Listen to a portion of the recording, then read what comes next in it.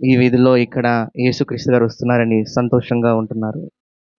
అలాంటి టైంలో యేసయ్య చెప్పిన మాటలన్నీ విని, ఈయన్ని ఎలాగైనా సరే మా ఇంటికి తీసుకొని రావాలని ఓ పరిసయ్యుడు గబగబా యేసయ్య దగ్గరకు వెళ్ళి, "అయ్యా! మీరు నాతో పాటు భోజనం చేయాలి. మా ఇంటికి రావాలి. మేమిచ్చే ఆతిథ్యాన్ని మీరు స్వీకరించాలి" అని ఇంటికి రమ్మన్నప్పుడు యేసుక్రీస్తు గారు కాదని ఏమీ చెప్పకుండా, సరే అని చెప్పేసి ఆయన ఆయన ఇంటికి వెళ్తూ ఉన్నారు. అలా వెళ్ళిన తర్వాత లోపల భోజనానికి సిద్ధపడి అందరూ కూర్చుని ఉన్నారు. అదే ఊరిలో ఓ పాపాత్మురాలైన స్త్రీ ఆ పరిసయ్యుని ఇంటికి అందరూ వెళ్ళటం, అక్కడున్న వాళ్ళంతా కూడా వీటి గురించి మాట్లాడుకోవడం ఇదంతా జరుగుతూ ఉంది. ఆ స్త్రీ ఏం చేస్తుందంటే అప్పటికే యేసుక్రీస్తు గారి గురించి ఆలోచిస్తుంది. యేసయ్య ఎక్కడ ఉన్నారు? ఏ చోట ఉన్నారు? ఎటువైపు వెళ్ళారు? ఎవరైనా చెప్తే బావుండు. ఆయన ఎక్కడైనా కనిపిస్తే బావుండు అని బాగా బాధపడుతూ ఆలోచించుకుంటుంది. ఈ వీధిలో జరిగిందంతా కూడా అందరూ మాట్లాడుకునేటప్పుడు అక్కడెవరో ఇద్దరు మాట్లాడుకుంటుంటే అది విని పరిసయ్యుని ఇంట్లో యేసుక్రీస్తు గారు వచ్చారా అని చెప్పి గబగబా ఇంటి లోపలికి వెళ్ళిపోయి అన్నీ వెతుక్కుంటూ ఒక పెట్టె తీసుకుని ఆ పెట్టెలో అత్తరు దొరికితే ఒక బుడ్డిలో అత్తరు తీసుకుని ఆమె బయటకు వస్తుంది. ఏమీ రాకుండా వచ్చేయచ్చు కదా! డబ్బులు తీసుకొని రావచ్చు కదా! కానుకలు తీసుకొని రావచ్చు కదా! బట్టలు తీసుకొని రావచ్చు కదా! ఆహారాన్ని తీసుకొని రావచ్చు కదా!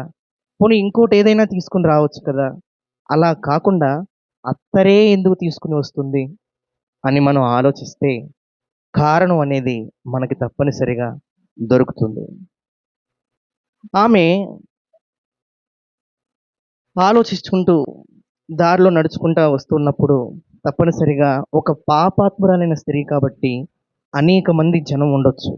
ఇంటి పైనుండి చూసేవాళ్ళొకరు, ఇంటి లోపలుండి చూసేవారొకరు, ఇంటి బయట ఉండి చూసేవారొకరు. ఛీ! ఇక్కడికొస్తుందేంటి?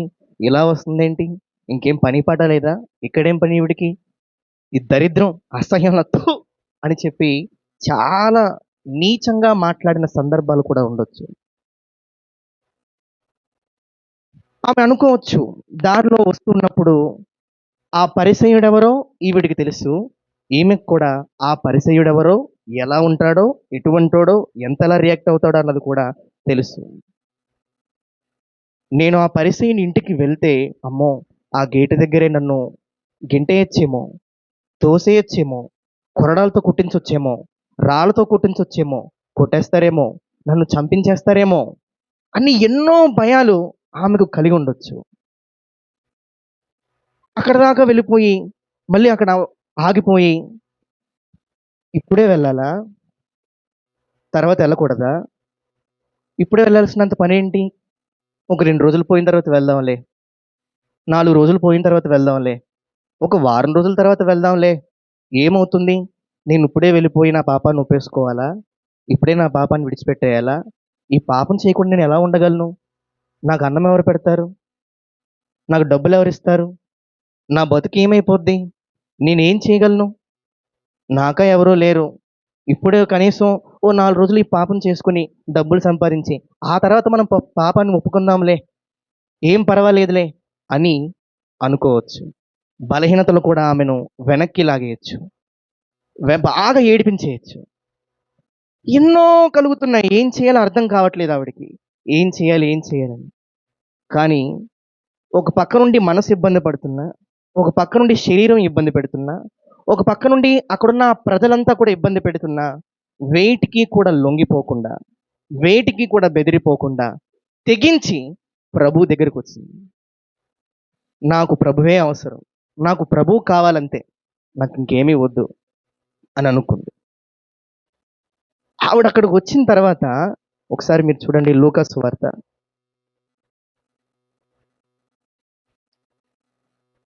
7వ అధ్యాయం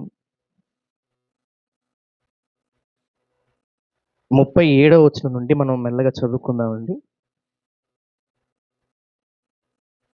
ఆ ఊరిలో ఉన్న పాపాత్మురాలైన ఒక స్త్రీ యేసు పరిసయ్యుని ఇంట భోజనమునకు కూర్చున్నాడని తెలుసుకుని ఒక బుడ్డెలో అత్తరు తీసుకుని వచ్చి, చాలండి, తీసుకుని వచ్చింది ఆవిడ. ఆవిడ వచ్చిందంటే మామూలు విషయం కాదండి. ఏమండి, ఎన్నో సంవత్సరాలుగా వాక్యాన్ని వింటున్నాం, ఎన్నో సంవత్సరాలుగా మందిరానికి వస్తే పాటలు పాడుతున్న వాళ్ళు ఉన్నారు, యవనస్తులు కావచ్చు, పెద్దవాళ్ళు కావచ్చు. మందిరంలో ఉన్నంత మాత్రాన ఏసై దగ్గరికి వచ్చేసినట్టేనా? అది ఖచ్చితంగా ఆలోచించాలి. ఈవిడ వచ్చిందంటే ఈవిడికి ఒక మాట నెరవేరుస్తుంది ఇక్కడ. అదేంటో మీకు చూపిస్తాను. కొరింథీయులకు రాసిన రెండవ పత్రిక, కొరింథీయులకు రాసిన రెండవ పత్రిక 6వ అధ్యాయం మొదటి 2 వచనాలు జాగ్రత్తగా చదువుకుందాం. కాగా మేమాయన తోడి పనివారమై మీరు పొందిన దేవుని కృపను వ్యర్థము చేసుకొనవద్దని మిమ్మును వేడుకొనుచున్నాను. 2వ వచనం, అనుకూల సమయమందు నీ మొర ఆలకించి తిని రక్షణ దినమందు నిన్ను ఆదుకుంటిని అని ఆయన చెప్పుచున్నాడు కదా. ఇదిగో ఇప్పుడే మిక్కిలి అనుకూలమైన సమయము, ఇదిగో ఇదే రక్షణ దినము. ఎన్నున్నా కానీ వెనకడుగు వేయకుండా ప్రభు దగ్గరికి రావడానికి ప్రాణాన్ని కూడా లెక్క చేయకుండా తెగించి ఆవిడ వచ్చింది. దేవుడు కూడా మనసులో ప్రేరేపణిస్తున్నాడు, ఇదే రక్షణ దినం, ఇది తప్ప ఇంకో రోజు నీకు ఉండకపోవచ్చు. కొన్ని చెప్తున్నప్పుడు ఆలోచించాలండి. నాకు ఇప్పుడు చెప్పడానికి కూడా చాలా భయం కలుగుతుంది అనమాట. మొన్ననే సేవకులు కూడా జ్ఞాపకం చేసుకుంటూ వచ్చారు, పాస్టర్ జోసెఫ్ గారు. ఆయన చనిపోయిన రాత్రికి ముందు మెసేజ్ వింటే ఆయన ఏం మాటలు చెప్పారంటే, ఎప్పుడు ఉంటావో తెలీదు, ఎప్పుడు వెళ్ళిపోతావో తెలీదు, ఇదే రక్షణ దినం, అమ్మా తల్లి మారు మనసు పొందమ్మా, మారు మనసు పొందమ్మా, అర్థం చేసుకోమ్మా, ఏసీ నిన్ను పిలుస్తున్నాడమ్మా అని ఆ మెసేజ్ చెప్పి చివరిగా అయిపోయిన తర్వాత ఆయన చనిపోయారండి. అంటే చూడండి, ఆ దేవుని దాసుడు వెళ్ళిపోయే ముందు ఎలా పిలుస్తున్నాడు చూడండి దేవుడు మనుషుల్ని. ఇక్కడ కూడా ఆవిడకి అదే చెప్తున్నాడు దేవుడు. అందుకే ఆవిడ ఆలస్యం చేయకుండా వచ్చేసింది. ఆలస్యం చేయకుండా వచ్చేసి ఏం చేస్తుందో చూడండి. లూకా సువార్త 7వ అధ్యాయము 38వ వచనం చూడండి. వెనుక తట్టు ఆయన పాదముల యొద్ద నిలవబడి ఏడ్చుచ్చు, మెల్లగా చదువుదామండి. వెనుక తట్టు ఆయన పాదముల యొద్ద నిలవబడి ఏడ్చుచ్చు. ఇక్కడ ఏడవటం అంటే ఆవిడ అప్పటికీ ఎక్కడో ప్రభువును చూసి ఆ వాక్యం విని నేను పాపిని, నేను పాపం చేశాను అని తెలుసుకుని పశ్చాత్తాపడి పశ్చాత్తాపడి పశ్చాత్తాపడి మనసంతా కూడా కన్నీళ్ళతో నిండిపోయింది. బాగా దాచుకుంది కన్నీళ్ళన్నీ కూడా. ఎప్పుడైతే ప్రభు దగ్గరకు వచ్చిందో గుండె పగిలిపోయి బద్దలైపోయి ఏసై దగ్గర, ఏసయ్యా నేను పాపినయ్యా అని విపరీతంగా మనసులో భావం కలిగి కన్నీళ్ళు కారుస్తుంది. ఇక్కడ ఆవిడ కన్నీళ్లు చూస్తే కళ్ళల్లో నుండి వచ్చే కన్నీళ్లు కావవి, మనసు లోపల నుండి వస్తున్న కన్నీళ్ళు అవి. అందుకే నేను పాపిని ప్రభువా, నేను పాపం చేశానని పైన మన కళ్ళు ఏడవటం కాదండి, ఆ కన్నీళ్లు కాదు కానీ మనసు ఏడవాలి. మనసు ఏడిస్తే అది నిజమైన పశ్చాత్తాపం, అది లోతైన పశ్చాత్తాపం. ఆవిడ ఏడుస్తుంటే ఏమైనా చూడండి ఒకసారి. కన్నీళ్లతో ఆయన పాదములను తడిపి తన తల వెంట్రుకలతో తుడిచి ఆయన పాదములను ముద్దు పెట్టుకుని ఆ అత్తరు వాటికి పూసాను.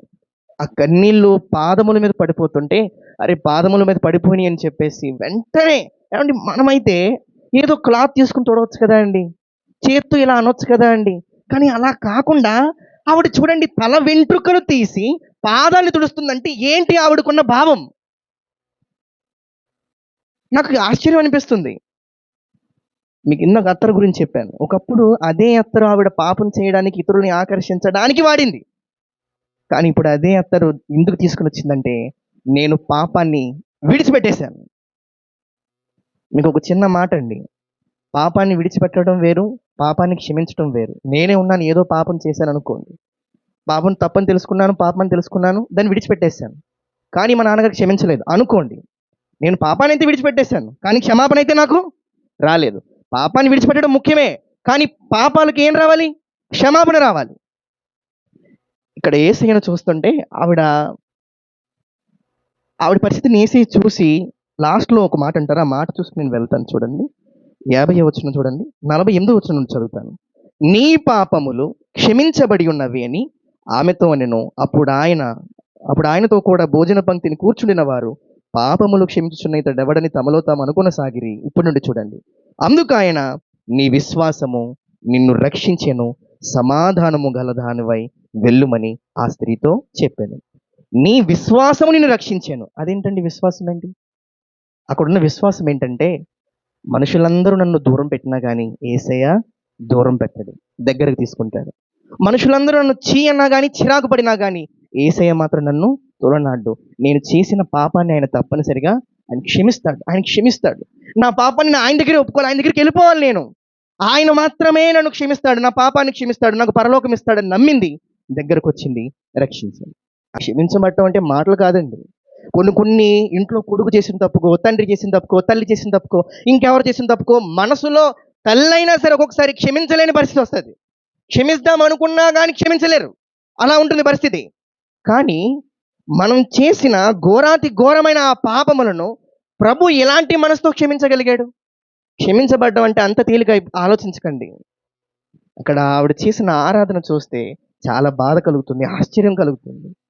దేవుడు ఇంకొక మాట, సిలువలో యేసయ్య రక్తము కార్చి మేకులతో కొట్టబడి భయంకరమైన విరిగిపోయిన నలిగిపోయిన దేహాన్ని చూసి కూడా అంత ఈవిడ లోతుగా పడినంత పశ్చాత్తాపం మనలో లేదు. కానీ యేసుక్రీస్తు గారు సిలువలో మరణించకపోయినా, ఆ మరణించటం ఈవిడ చూడకపోయినా లోతైన పశ్చాత్తాపం ఈవిడలో కనిపించింది. ఒకసారి మీరు ఆలోచించారు. అలాంటి ఆరాధన, పరిశుద్ధమైన ఆరాధన మన జీవితాల్లో కనిపించాలని కోరుకుంటూ నా మాటలు ముగిస్తున్నానండి. ప్రార్థన.